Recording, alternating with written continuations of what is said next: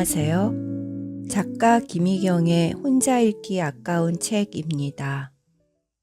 오늘은 좀 이른 감은 있지만 다가오는 3.1절을 기념해서 독립운동에 관한 글을 읽어보려고 합니다. 얼마 전 주말에 광화문에 나갔던 친구가 제게 사진 한 장을 보내줬어요.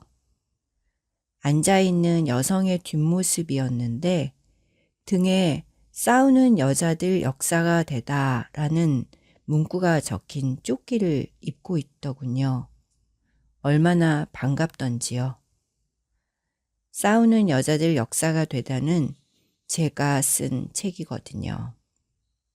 이 책은 그림 그리는 윤성남 선생님이 제안을 하셔서 콜라보 작업으로 하게 됐는데요.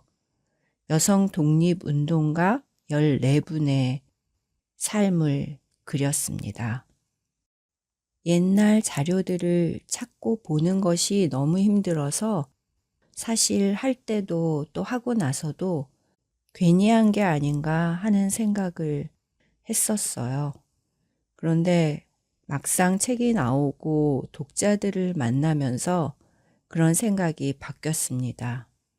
많은 분들이 지금까지 몰랐던 여성 독립운동가들을 보면서 새롭게 알고 배우고 또 감동을 많이 받았다 이런 말씀들을 해주셨거든요. 사실 저도 이 글을 쓰면서 새로 알게 된 사실들이 많았고 좀 제 삶을 돌아보는 계기도 됐던 것 같아요. 이 책에는 14분의 여성 독립운동가를 선정해서 담았는데요. 출간 일정에 좀 더 여유가 있었다면 조금 더 소개하고 싶은 분들도 있었습니다. 가령 광주에서 3.1 운동에 참여한 윤형숙이라는 분이 있는데요. 여러분 혹시 그 만세 부르던 시민들의 팔을 일본 경찰이 칼로 잘랐다 뭐 이런 얘기 들어보신 적 있나요?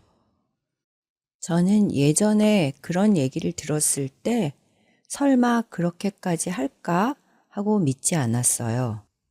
그런데 알고 보니 정말이더군요. 윤영숙이라는 분이 바로 그 끔찍한 일을 직접 겪은 분입니다. 3.1 운동이 일어났을 때 이분은 광주 수피아 여학교 학생이었는데 만세를 부르다가 태극기를 든 왼손이 잘리고 말아요.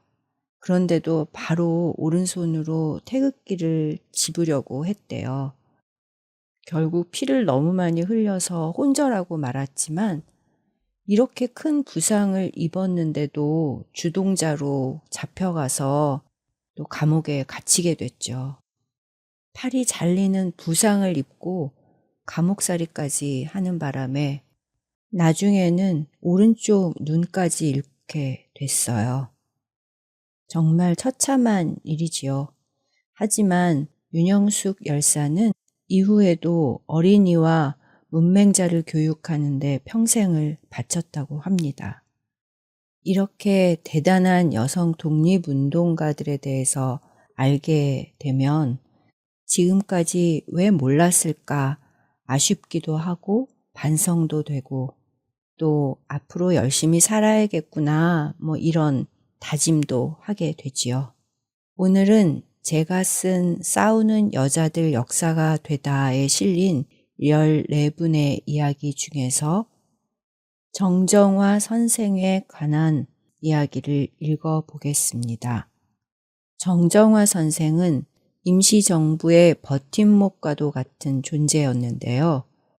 다행히 이분이 직접 쓴 장강일기라고 하는 회고록이 있어서 이분에 관한 글을 쓸 때 큰 도움을 받을 수 있었습니다. 저는 정정화 선생에 관한 글의 제목을 담대한 여인으로 붙였습니다. 장강일기를 읽으면서 가장 놀란 것이 이분이 키가 150cm밖에 안 되는 아주 작은 체구였는데 담이 정말 크구나, 정말 담대하구나 하는 느낌을 받은 적이 여러 번이었어요. 그래서 제목을 이렇게 붙였습니다. 오늘은 일부를 좀 덜어내고 발췌해서 읽어볼게요.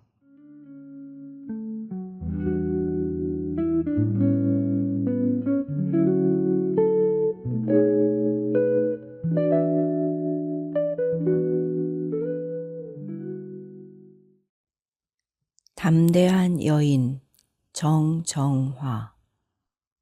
한 아이가 태어나 첫 울음을 울 때 그 아이의 일생을 누가 알겠는가. 새벽 5시, 사위는 아직 캄캄하다.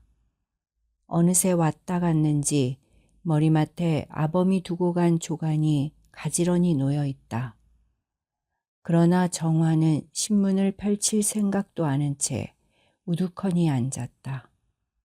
뱃전에서 넘실거리던 시커먼 물살, 발밑에서 울리던 깊은 강울음, 오래전 기억이 꿈의 잔영이 되어 선연히 떠오른다. 20살적이니 60년도 더 된 일이다. 조선에서 구한 독립자금을 가슴에 품고 처음으로 차가운 압록강을 건넜던 그 밤.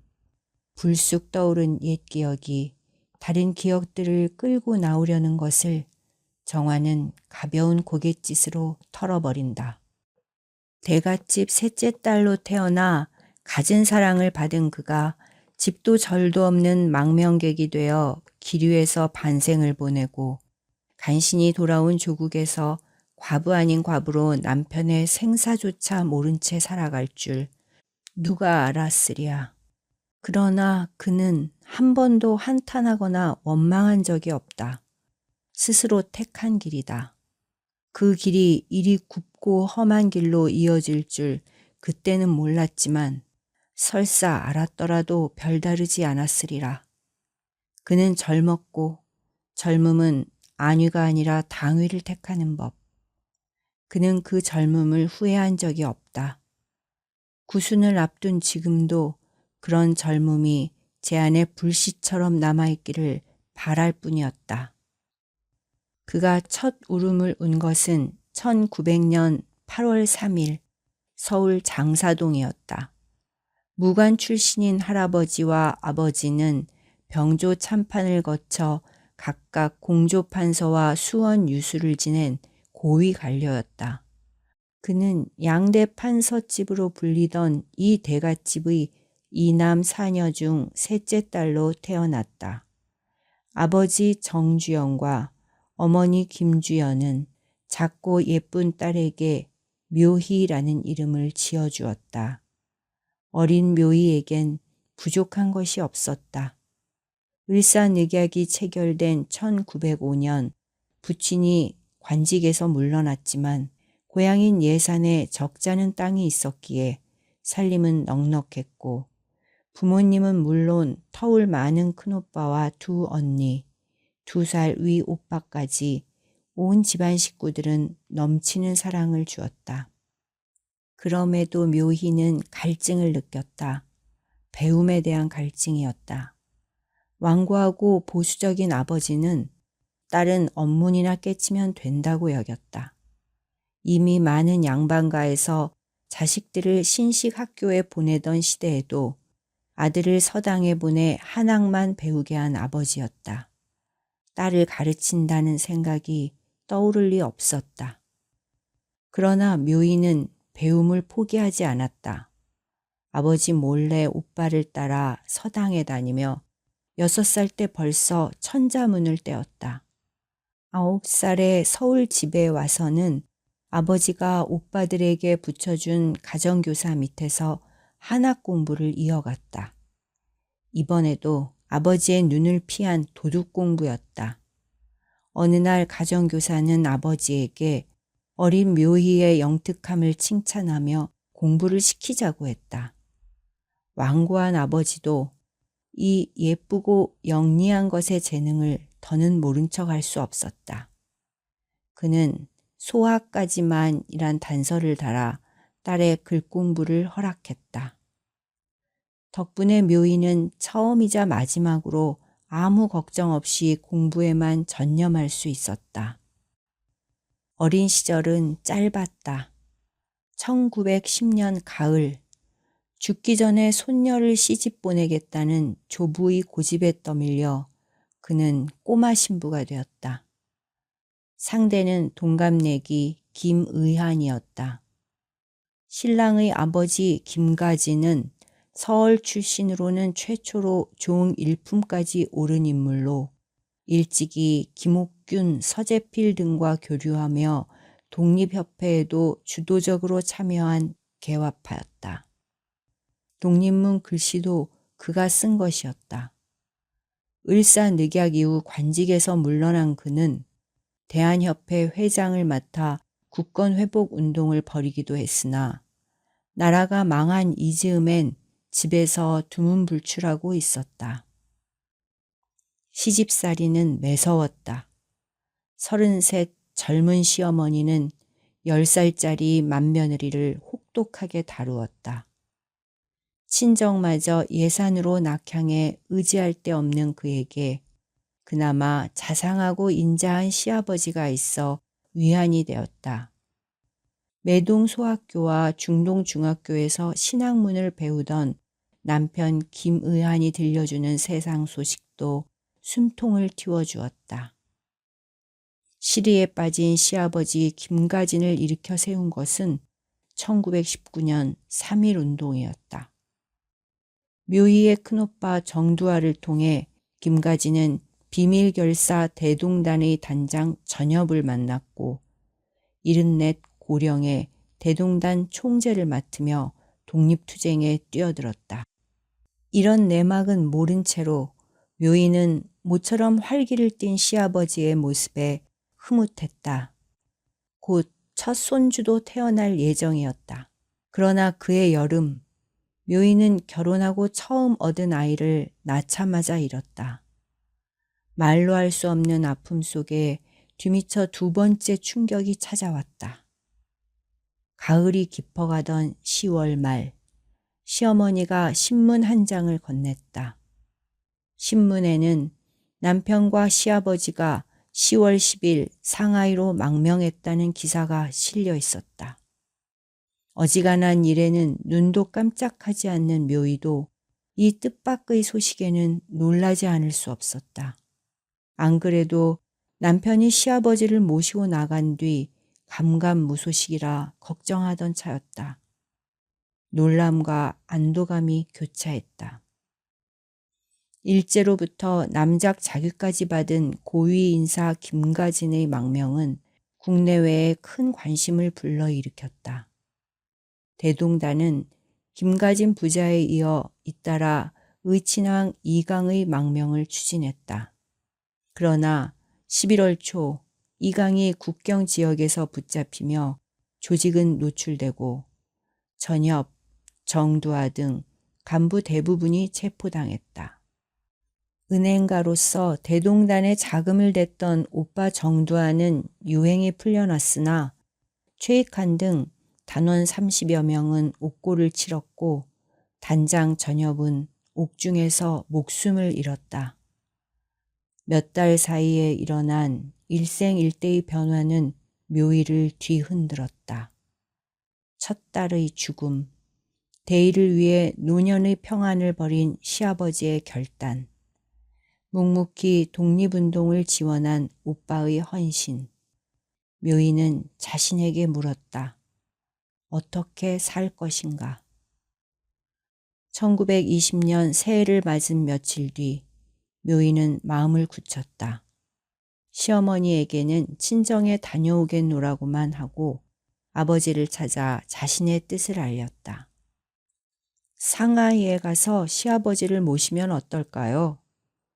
아버지는 그 길이 얼마나 힘든지 아느냐 거듭 다짐을 받은 뒤 거금 800원을 내주었다. 독립자금이었다. 그리고 펑텐에서 장사를 하던 친척 정필화를 길잡이로 주선해 주었다.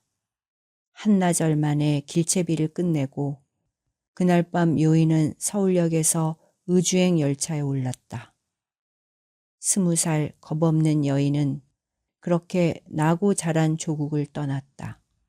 도피도 안주도 아닌 또 다른 비바람을 막기 위해 스스로 나선 길이었다. 의주에서 펑텐을 거쳐 열흘 넘게 기차를 달린 끝에 1월 중순 어느 이른 아침, 묘인은 마침내 상하이에 당도했다. 무턱대고 조선 사람들 사는 곳을 물어 찾은 곳은 임시정부 초기 의정원장을 지낸 손정도 목사의 집. 자초지종을 들은 손정도는 깜짝 놀라 김가진 부자가 사는 집으로 안내했다. 갑자기 나타난 묘의를 보자 늙은 시아버지는 어린아이처럼 기뻐했다. 잘 왔다. 고생했다. 참 잘 왔다. 용기 있다. 오기를 잘했구나. 비로소 마음이 놓였다. 그날부터 망명의 삶이 시작되었다. 묘인은 집안 남자들의 돌림자를 따서 정화로 이름을 바꾸고 스스로 수당이란 호를 지었다. 심신을 갈고 닦아 가지런히 한다는 뜻이 담긴 호였다. 이후 생을 마감할 때까지 70년간 그는 수당이란 그 뜻 그대로 살았다. 망명 생활이 어려울 건 짐작했지만 직접 본 시아버지와 남편의 상하이 생활은 그야말로 애옥살이었다. 임시정부에서는 김가진을 원로로 깍듯이 대접했지만 모두가 힘든 형편이었다. 정화는 연로한 시아버지를 조금이라도 잘 봉양하려고 있는 힘을 다했다. 하는 일은 서울에서와 마찬가지로 주부의 일이었으나 그는 임시정부의 일원으로 임정의 어른을 모신다는 마음을 잊지 않았다. 박은식, 이시영, 이동영 등 혁명투사들이 집에 올 때마다 김가진은 꼭 정화를 불러 인사시켰고 남편도 중요한 일이 생기면 빠짐없이 얘기해 주었다. 덕분에 정화는 임정의 안팎 사정에 대해 좀 더 분명히 알게 되었다. 상하이에 올 때는 임정이 조만간 큰일을 벌이지 않을까 기대했으나 막상 와보니 하루하루 연명하기에 급급한 현실이었다. 정화는 다시 한번 결단을 내렸다. 그는 큰오빠 정두아와도 친분이 있는 법무총장 신규식을 찾아갔다. 엉뚱한 소견인지 모르겠습니다만 제가 친정에 가서 돈을 좀 얻어올까 하는데요. 신규식은 머뭇거렸다. 위험을 생각하면 말려야 하나 임정을 생각하면 말릴 수가 없었다. 하지만 걱정하는 신규식과 다르게 정화는 오히려 담담했다. 작은 체구와 달리 그는 원체 겁이 없었다. 이를 보여주는 일화가 있다. 처음 시집살이를 시작한 백운장은 인왕산 기슭의 숲으로 둘러싸인 대저택이었다. 인왕산 호랑이가 유명하던 시절 어느 날 어스름한 마당에서 정화는 커다란 범과 딱 마주쳤다. 그러나 15살밖에 안 된 소녀는 겁을 먹기는커녕 담담히 범을 바라보았다. 그 시선이 무안했을까? 범이 먼저 자리를 피했다. 대담부적, 적을 적으로 여기지 않을 만큼 담이 크다는 말 그대로였다. 훗날 임정 내무장 조왕구가 정정화의 온몸이 전부 담이라 한 것은 과장이 아니었다. 결국 신규식은 정화의 뜻을 받아들였고 내친 김에 친정에서 돈을 구한다는 사적인 계획을 임시정부의 자금 조달이라는 공식 임무로 바꾸었다. 이에 따라 국내 잠입은 임정의 비밀 연락망인 연통제를 이용하고 대동단 사건으로 삼엄한 감시를 받는 친정을 피해 다른 곳에서 자금을 구하기로 했다. 김가진이 유력 인사들에게 독립자금을 부탁하는 편지를 썼다. 한지에 백반물로 글씨를 써서 얼핏 보면 백지 같지만 불에 쪼이면 글씨가 드러나는 암호 편지였다. 나중에 이 방법이 탄로난 뒤에는 편지지를 노끈처럼 꼬아 묶는 방법을 썼다. 3월 초 정화는 김가진 부자가 망명할 때 이용한 이륙양행의 배를 타고 압록강 근처 단둥으로 갔다. 이륙양행 사장 조지 쇼는 영국의 식민지인 아일랜드 출신으로 독립운동가들에게 교통편을 제공하고 의열단의 무기 수송까지 도와준 든든한 후원자였다. 단둥에 도착한 정화는 일본 형사란 신분을 이용해 연통제를 책임지고 있던 최석순을 찾았다. 정화는 그의 누이 동생으로 위장해 압록강 철교를 건넜다. 신의주에서는 또 다른 조직원 이세창이 그를 도왔다.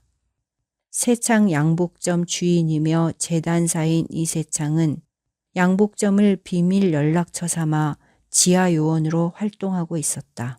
그는 직접 표를 끊어 역까지 데려다 준 뒤 투박한 평안도 사투리로 말했다. 몸조심하라요.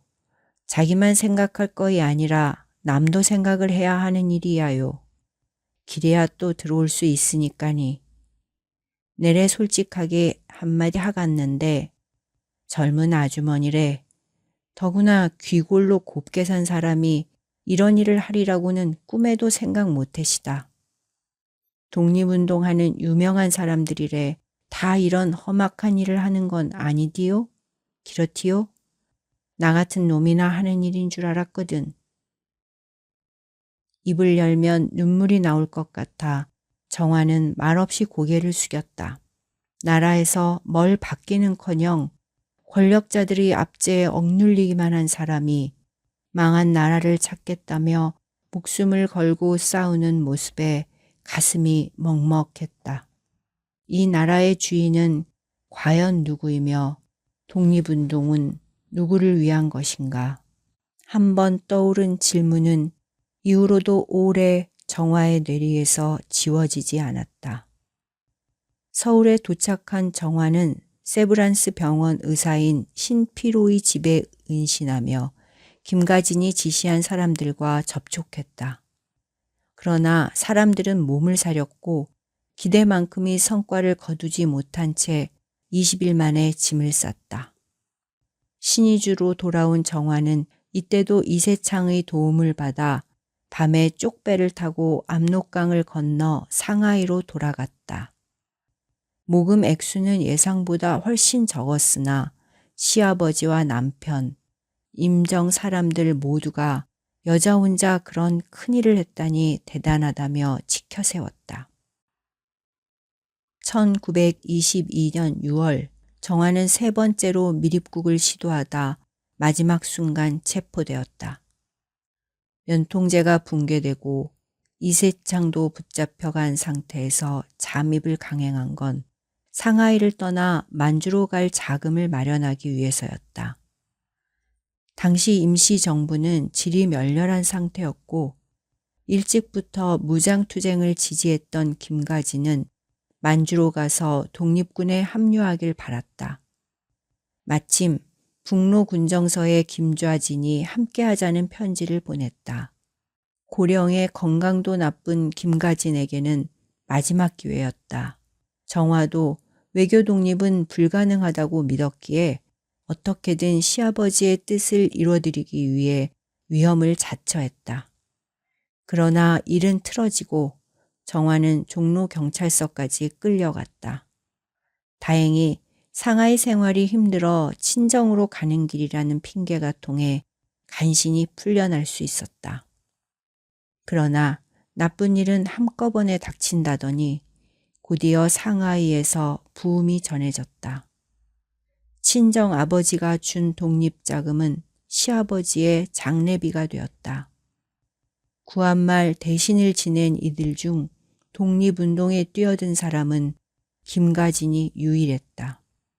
일제의 귀족으로 부귀를 누릴 수 있었으나 모든 걸 버리고 망명하여 끝내는 이국 땅에서 굶어 죽다시피 한 김가진의 마지막 길을 수많은 이가 눈물로 함께했다. 장례가 끝난 뒤 의왕과 정화는 고민 끝에 미국 유학을 결심했다. 사분오열된 임시정부의 현실을 보며 부부는 앞날을 위해서는 공부가 필요하다는 결론을 내렸다. 그해 가을, 정화는 귀국해 아버지를 찾았다. 봄에 쌀을 팔아 학비를 마련해 주마. 아버지는 흔쾌히 지원을 약속했다. 정화는 서울 근화학원에서 영어를 배우며 미국행을 준비했다. 그러나 이듬해 봄, 친정 아버지가 갑자기 세상을 뜨면서 모든 계획은 물거품이 되고 말았다.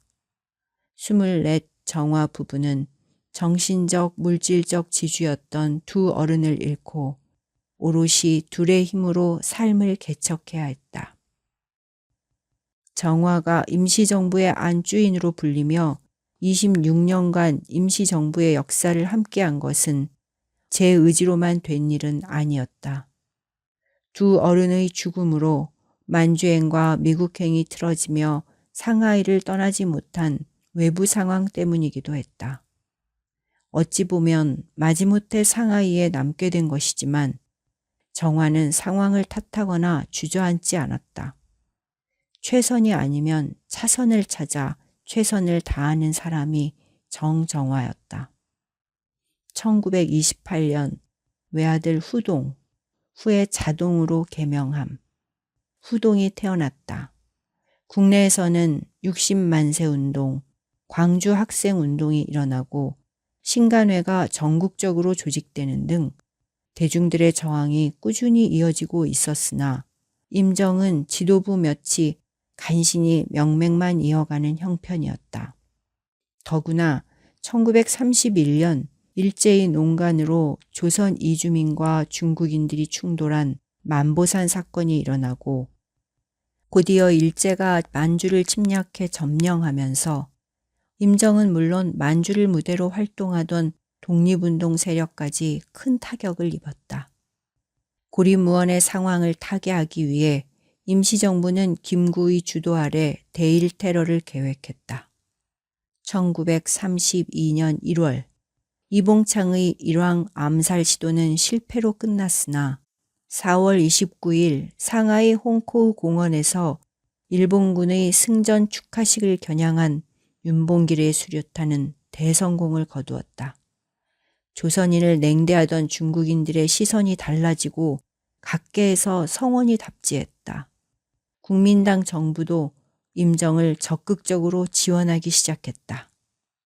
그러나 의거의 성공은 임시정부의 기회임과 동시에 위기였다. 안창호가 경찰에 체포돼 국내로 압송당했다. 정환의 가족은 다른 임정 식구들과 함께 서둘러 상하이를 탈출했다. 이 길이 이후 8년간 5,000km가 넘는 대장정으로 이어질지 그때는 누구도 알지 못했다.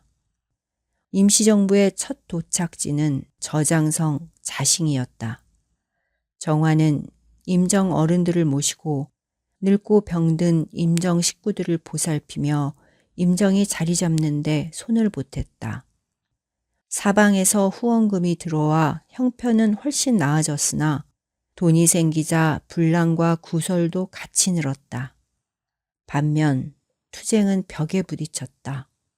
상하이라는 안정된 근거지를 잃고 일경을 피해 다녀야 하는 상황에서 더 이상 전과 같은 투쟁은 불가능했다. 점점 더 커지는 일제의 군사력에 맞서기 위해서도 이제는 개별적 일회적인 테러가 아니라 조직적이고 지속적인 무력 투쟁이 필요했다. 의열단을 이끌던 김원봉이 먼저 난징에서 조선혁명군사정치간부학교를 설립했다. 김구도 난징으로 활동 무대를 옮겨 김홍일의 주선으로 중국 국민정부 산하 군간학교에 한인 특별반을 만들었다.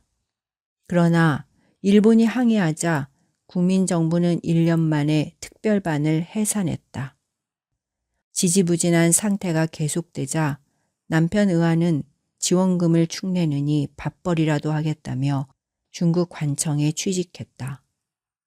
망명 이후 처음으로 생활이 안정되면서 모처럼 공부할 여력이 생겼다.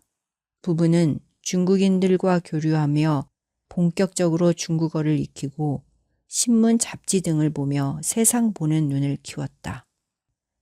특히 정화는 김구의 병든 아내와 노인들을 수발하는 바쁜 와중에도 틈만 나면 책을 들고 역사와 국제 정세를 공부했다. 아들이 학교에 들어간 뒤에는 자신이 먼저 교과서를 공부해서 아이를 가르쳤다.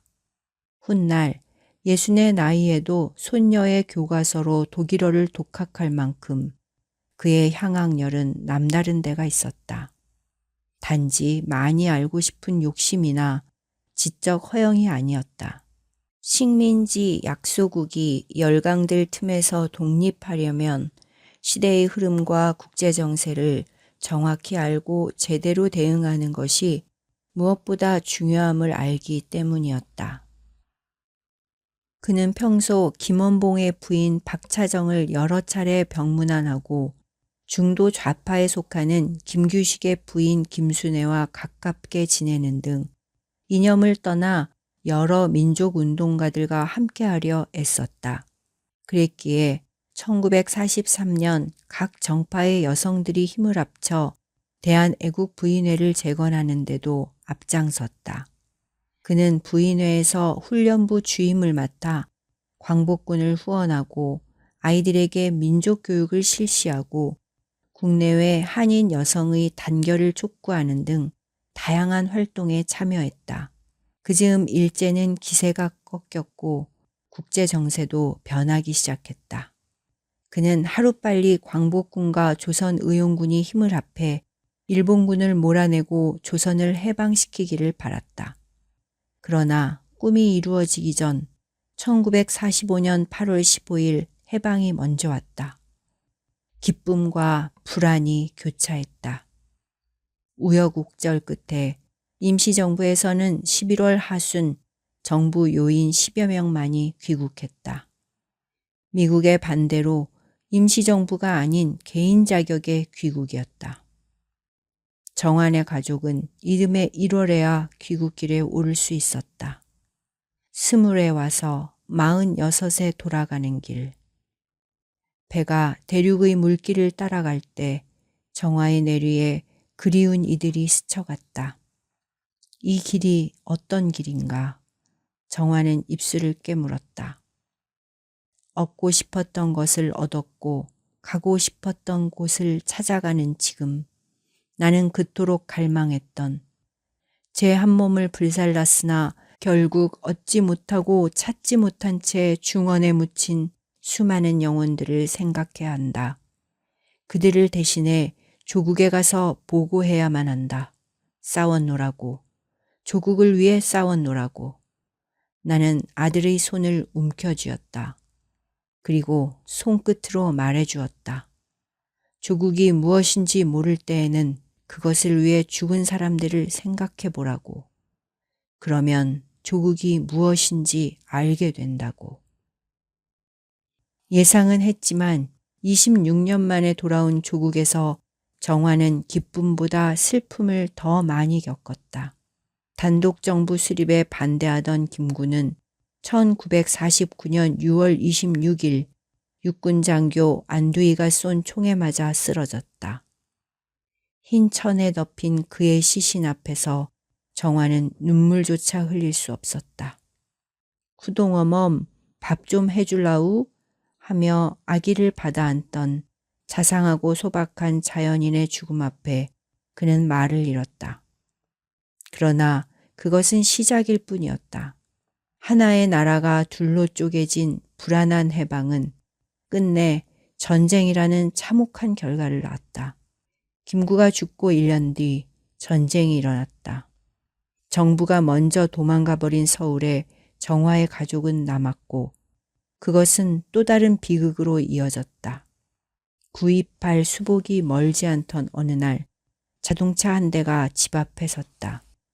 김희안 선생님, 조소왕 선생 댁에서 모임이 있으니 가시죠.